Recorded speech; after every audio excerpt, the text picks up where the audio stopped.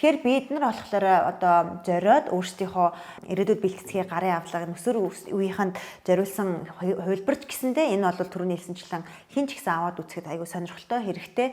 Хамгийн гол нь хүүхэд өөрөө нэг тийм чиг баримжаатай ингээл ямар ч одоо орчин тасан зогцчдаг. Өөрөө өөрийгөө ингээд дотроосоо одоо өөртөөгөө ярилцаад гэх юм уу те бусдаас бас шаардлагатай тусламж дэмжлэгүүдийг аваад ингээл зогсолтгүй л хөгжүүлээл яваад ах. Тим нэг одоо мотивац урам зориг те тим нэг одоо юу гэдгийг байгаа сэтгэлгээг бий болгохыг зорьсон гэсэн үг. Номын хувьд болохоор магадгүй ингээд хүмүүсийн уншиж тассан номноос арай өөр. Юу вэ гэхлээр нэг тийм айгүй уншихад маш хэлбэрхан те бараг ингээд нэг дороо суугаад хүүхэд бол нэг залхаад ахааргүй уншчихаар. Яагаад тэгэхээр ингээд нэг тийм хүүхдэд найзна гэдэг ч юм уу түрүүний хэлж байгаа шиг те ментор нэг яриад байгаа юм шиг бичигдсэн.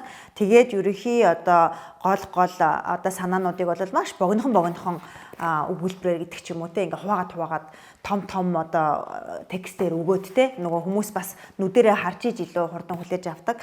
Тэгээд түрүүний хэлсэнчлэн аргачлалыг ингээд янз бүрийн байдлаар хүснэгтлээд гэдэг ч юм уу асуултын тийг нь одоо өөртөө дотоор нь ингээд тэмдэглэж хөтлөх зай энэ төр үлдээгээд те нилээ тийм одоо хэрэглэхэд хэлбэр байдлаар ойлгоход хэлбэр байдлаар хийсэн.